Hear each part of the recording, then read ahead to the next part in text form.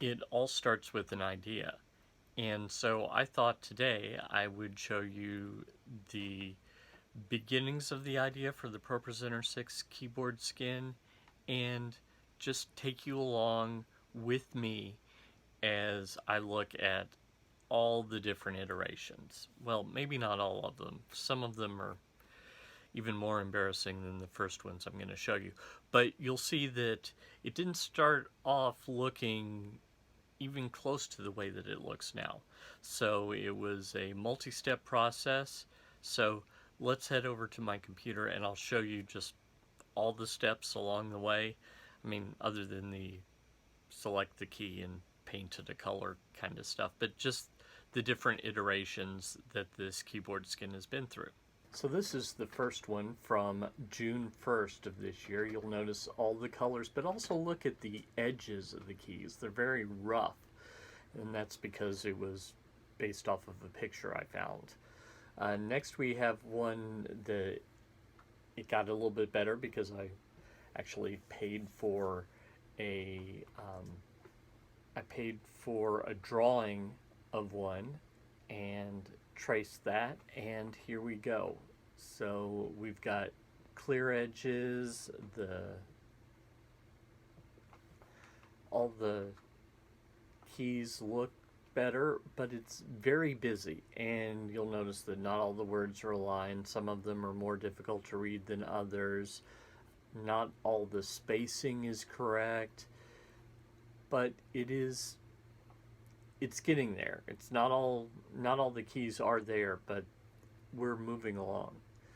Now we're at the next segment, and you'll see that in this iteration I thought, well, we can differentiate if it has multiple keys by having multiple stripes, and the stripes might go different directions based on what keys. So that's my next idea on how to fix it. Look at S though. S is starting to get pretty heavy out of the different keys, so it has some problems, which we'll continue to see in this next one.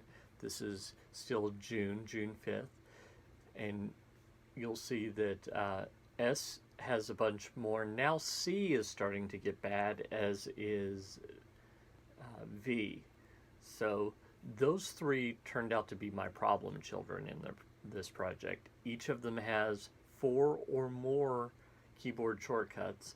I actually eliminated Command S from S because I figured ProPresenter 6 auto saves and it wouldn't necessarily need to be listed there. So I went ahead and eliminated that so that it was down to 4 shortcuts as opposed to the 5 it actually does. Now someone suggested that maybe I should pare it down, and this is an interim step. You'll see that the edges of the pared down rectangles and squares are sometimes pretty rough, but it's starting to be better. It's still very busy. It's difficult to tell, again on S, where one shortcut ends and another begins. Song select, it's not easy at all to tell what the keyboard shortcuts are. Is it Option Control Option S?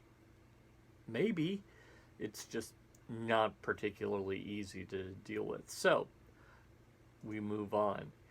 In the next iteration, you'll see a little bit of movement to that end, and that is that I've cleaned it up a little bit more, but it's still very busy, very difficult to figure out what goes where.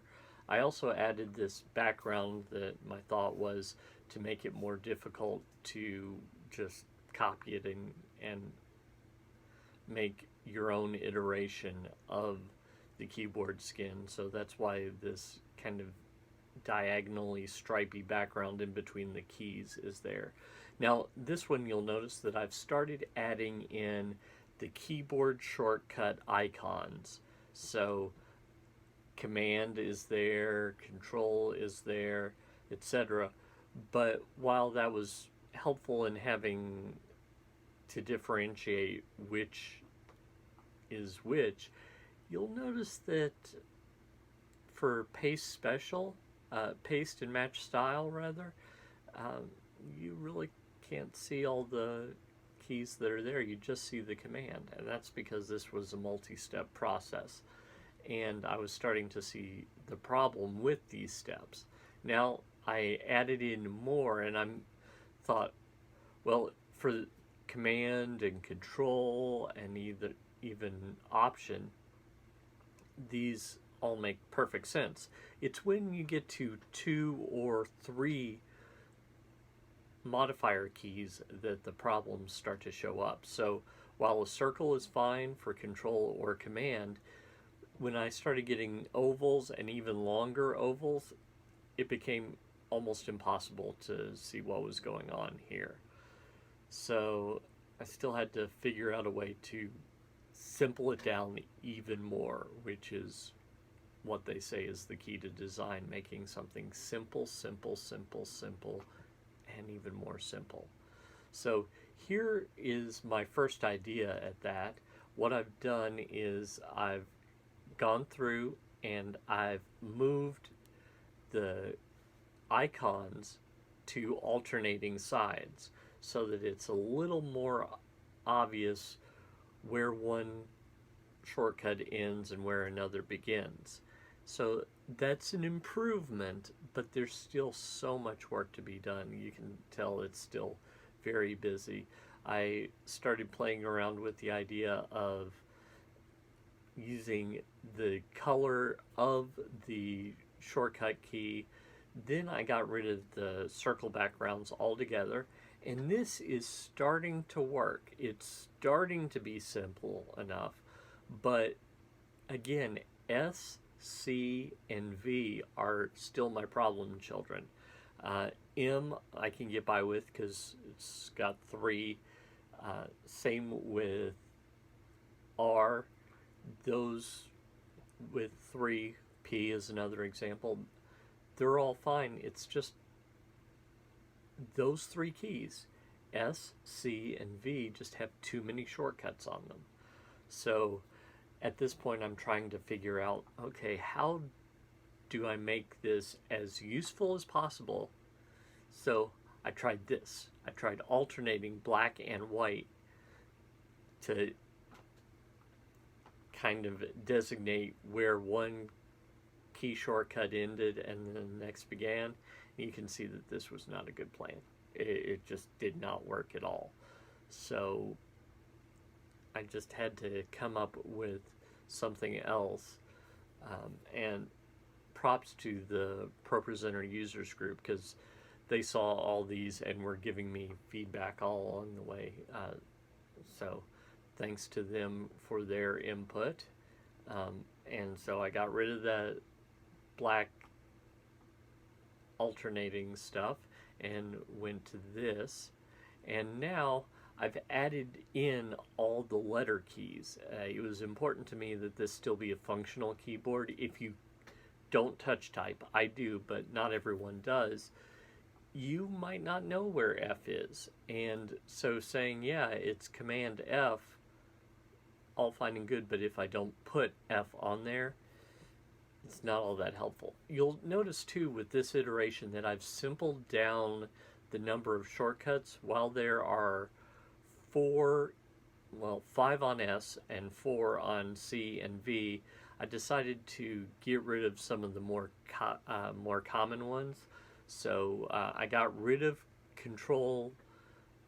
Command X rather, so that I didn't have the issue with cut, copy, and paste all being missing. So I just got rid of cut, copy, and paste. I figured if you didn't know that, that's really your issue. I kept undo and redo because redo especially seems to be different from one piece of software to another. So sometimes undo is a toggle with redo, and sometimes it's like Command Shift Z is redo. So that's why I wanted to leave that one in, but that's what's going on there. You'll see that there are fewer commands, but hopefully it's much more clear. S is still a bit of an issue, but it's better. So we're into the iterations now where I thought I was almost done, but that's a problem. You're not almost done until you, at least in my experience, it seems like you're not almost done until you just thoroughly hate your project and wish that you'd never started it. And I wasn't there quite yet. So here we are with even more simpling. For S still has 3 because those are all ProPresenter centric commands. C is the same way. V is not the same way. V, paste and match style, is a system level command, but I thought that that was probably going to be one that people would need. Sometimes you're copying something from another source, and it's really good to know how to paste and match style as opposed to get the style from the original source. So we'll see here that in the arrow keys, for example, I've got an outer glow there. Not my best work. So that was still some issues here. A similar iteration here, although this one does not have the cross lines in it, so it's a little easier to see. And this is actually where I, at someone's suggestion, moved the letter keys to the lower left-hand corner. And for the number and symbol keys at the top, I kept those on the bottom, put the F keys in the lower left-hand corner. So this is actually pretty much the final product. I removed one of these shortcuts. I'll let you try and figure out which one, and if you know which one, by all means tell it, and I'll let you know if you won or not. And there's another thing that I've done since, and that is I changed one of the labels on the keyboard shortcut. It worked. It just, what it did was not immediately apparent to me, so I changed it to where it's a little clearer. But other than that, this is basically the final version. There might be a couple little nitpicky tweaks, like straightening some underlines or something like that, but in general, this is where it stands, and that gets us to where we are today with the Pro6 Keyboard Skin. Again, if you'd like to get a version of this for your church or organization, go to tdm.fyi/Pro6Skin. I'm starting this with a Indiegogo campaign and continuing on with selling it in my store on my site once it gets fully backed and delivered.